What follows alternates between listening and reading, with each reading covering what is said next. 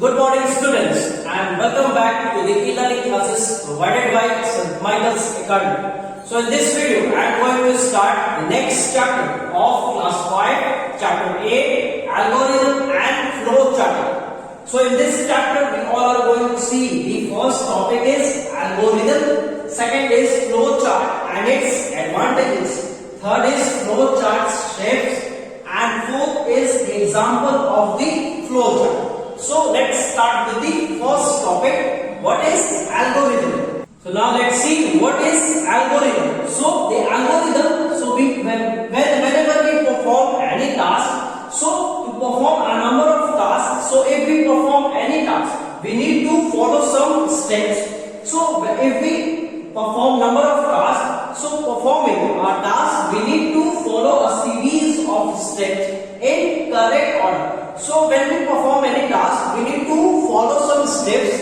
in series of order. So we need to follow some steps in series of order that should be in a correct order when we done a task, when we do a task. So we have to follow steps in correct order. So the step by step procedure. So the step by step procedure to solve a problem or do a task is called an algorithm. So algorithm means when we perform any task or when we are solving any problem, so we have to follow a step. So the step should be in correct order. So we have to follow a step. So the step should be in correct order. So that the step by step procedure to solve a problem or to do a task is called an algorithm.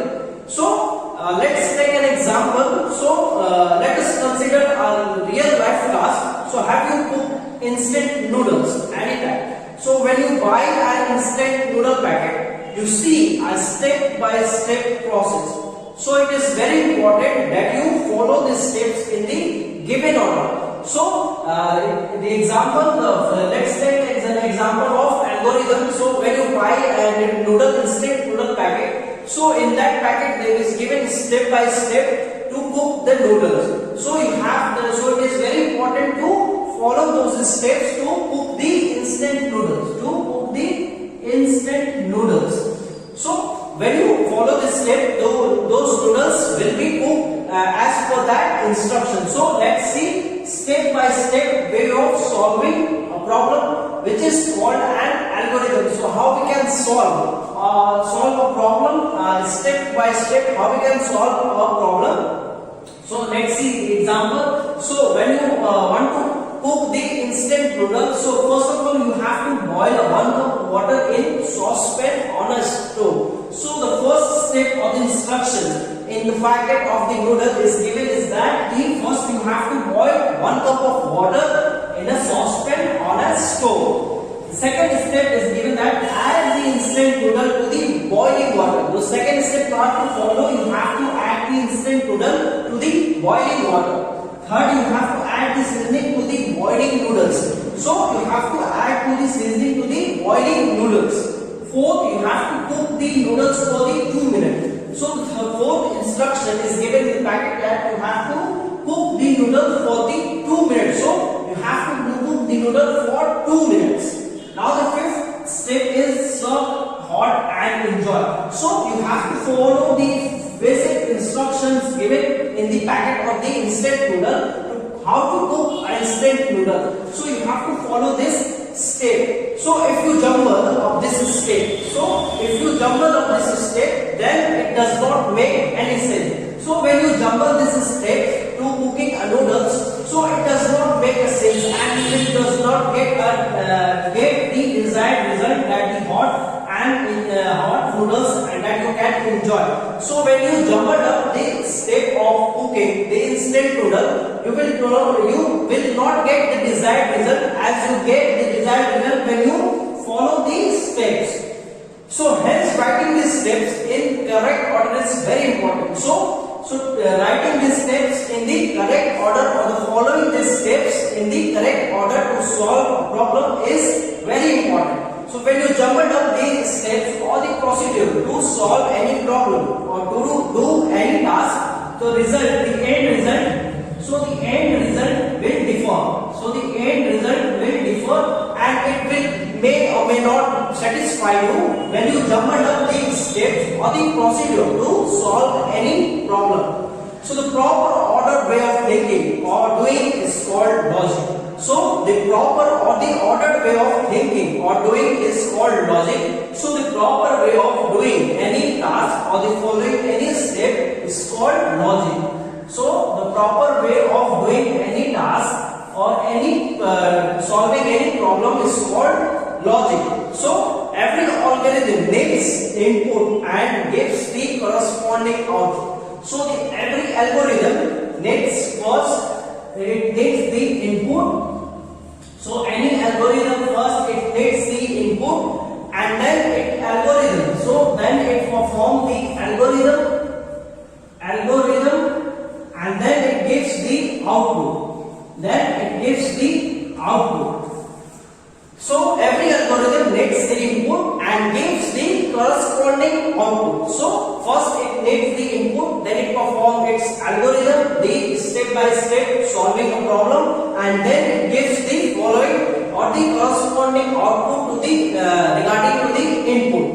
So algorithm in computing. So let's see the next topic, the algorithm in computing. So how we can compute the algorithm? So in computer, the algorithm is a tool for solving the specific computation problem. So in computer, the algorithm is a tool. So in computer, the algorithm, so this algorithm is the tool. So in computer, the algorithm is the tool for solving the specific computation problem. So it specifies how to solve a problem. So it helps you define clearly the steps to solve a problem. So in computer the algorithm, so how we can compute our algorithm in computer? So in computer the algorithm is the tool to solving a specific computation problem. So it specifies how to solve a problem step by step. So the algorithm defines the step by step solving a problem. So let's take an example of computing any result step by step. So the example is calculating the sum of two numbers.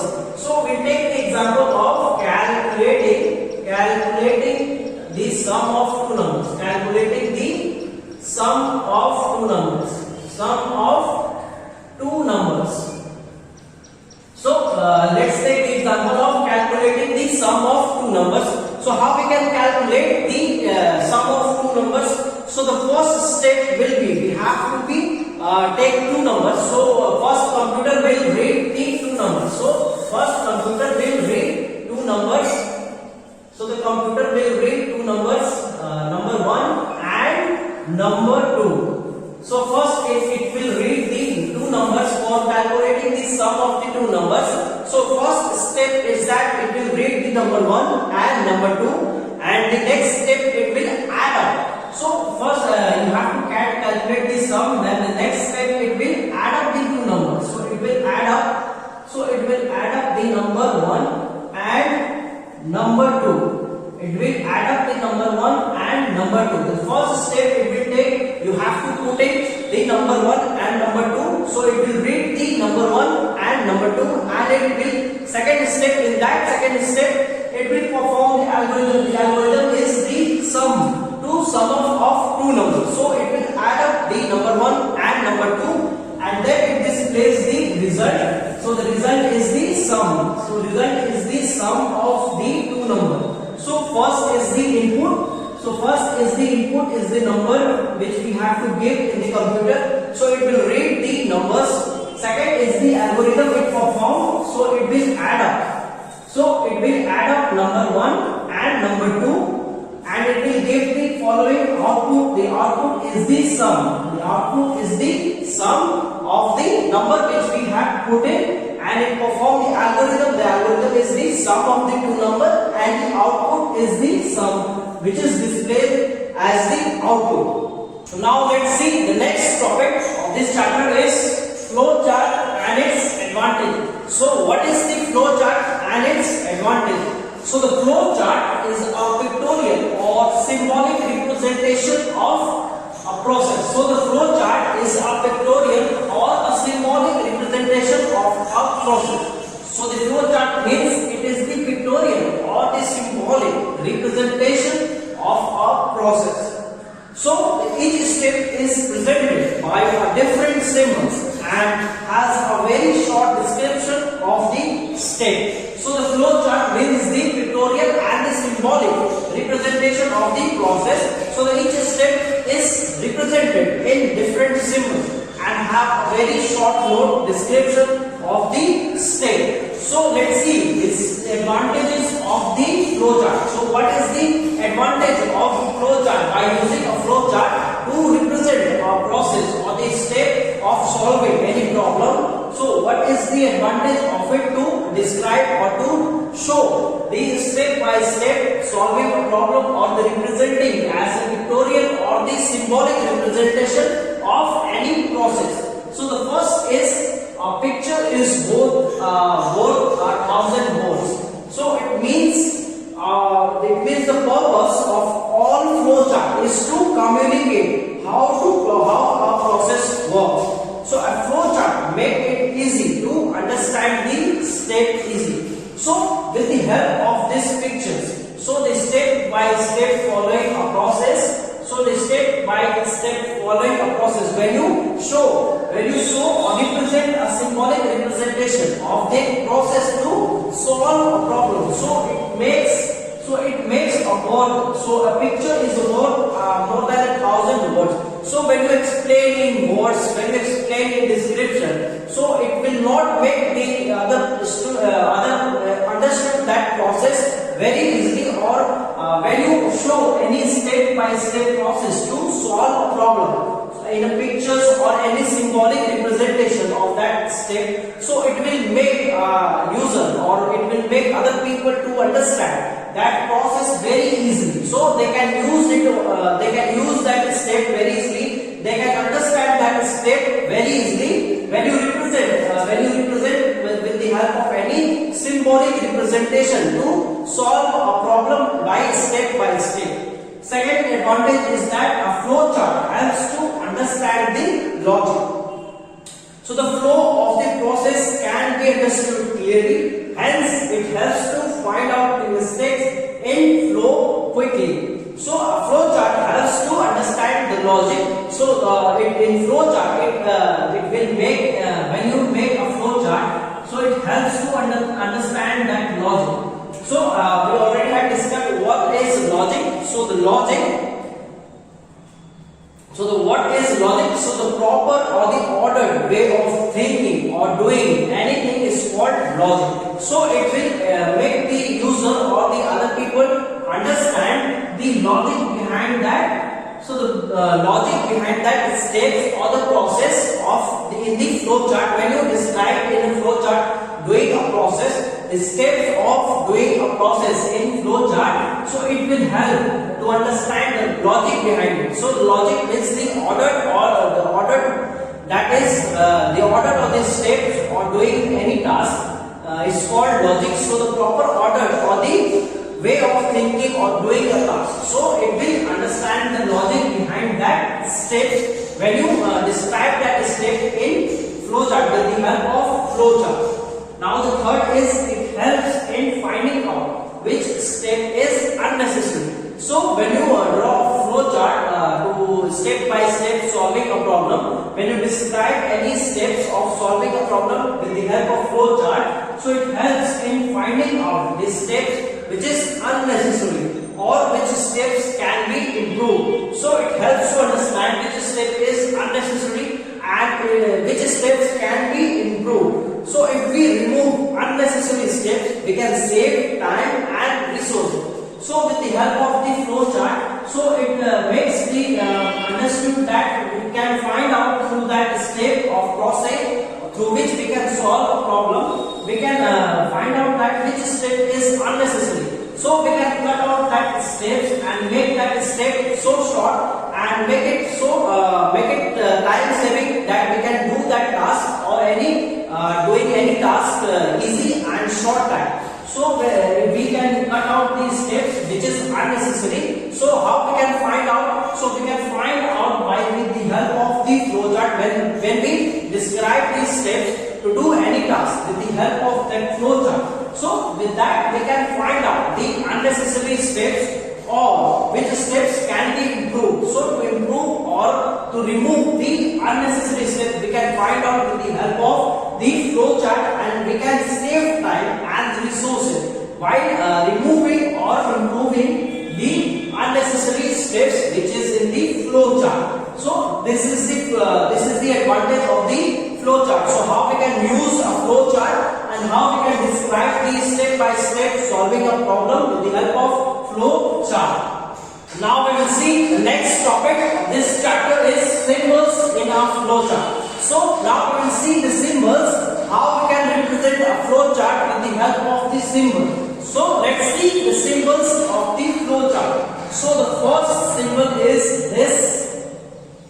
So the first symbol is this. This is used for the start, end, and for the stop box. So a flowchart must start and end with this shape. So this shape in a flowchart represents the start, end, or the stop box. So a flowchart must start and end with this shape. Second is the arrow. So this arrow or the flow line describes the flow of the logic or the step. So this arrow or the flow line describes the flow of the logic of the step. So this describes the flow of the logic and the step.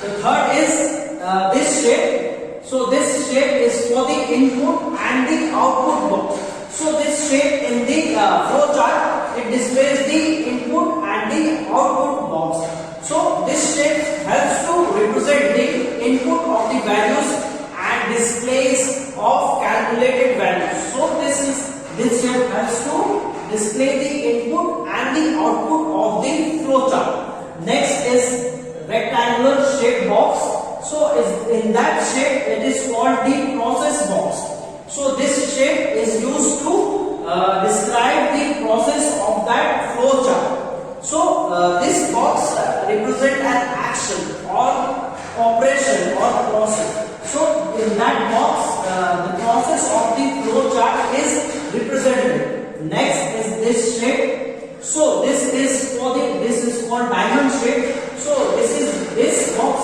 is used in a flowchart for decision box. So this is used as the decision box in the flowchart. So this helps to represent a selection or the decision making process. So in flowchart, this diamond shape helps to describe the decision box of the flowchart. Next shape is the oval shape and it is called the connector. So the connector helps to join two different flow lines part of the flowchart. So this connector helps to join the two different flow lines or the flow chart of the flow lines of the flowchart. So this helps to join two different flow lines or the parts of the flowchart. So this is especially useful when a flowchart splits over the next page. So this helps to connect a flowchart when flowchart is split over the next page from one page to the next page. So this is useful when flowchart is split over the next page to connect the flowchart, the part of the flowchart or the line of the flowchart from one part to the another part. It helps to connect that flowchart with the help of connector. So now let's take an example how we can display or any process through with the help of the symbol in flowchart. So the example is that we have to get a sum of two numbers. So example is we have to get a sum of two numbers. So how we can represent it in a flowchart using the symbols and the arrow. So first we will start with the start box. So we have to give it shape of the start box to start the process or the step. And next we have to give the input. So we have to put in the input box to give the input. So after start we give an arrow key, arrow line, and then we give input box. And in that input box we will put number 1 and number 2. And then we give a line. And then we will provide the processing box. The rectangular box, which is also called in flowchart processing box. So the process is to sum up the two numbers. So the process will be the sum of two numbers, sum of two number A plus B. And after the processing, it will give the output. So output will be in the rectangle. Output will be in the this shape. So this output is the sum. So this output is the sum of the two numbers, and then we will give a line, and then we will draw the stop shape to stop this process or the steps that we have provided that sum of the two numbers. So the step is the end. So now we will provide a shape and write the stop. So in this way we can represent the sum of two numbers, these steps, how we can do a sum of two numbers, and how we can describe it in the flow chart. So with the help of the flow chart, how we can describe a process of doing a sum. So this is the example how we can provide in a flow chart how we can do a sum. So this is the example how we can put a process or any steps to do any process in a flow chart. So in this way we have finished this chapter and the final term portion, and the syllabus for the final term exam is chapter 3, 7, 8 and chapter 9. So revise all this chapter for your final term examination, and I will be solving the exercise of this chapter in the next video. So stay tuned for the next video. Thank you so much.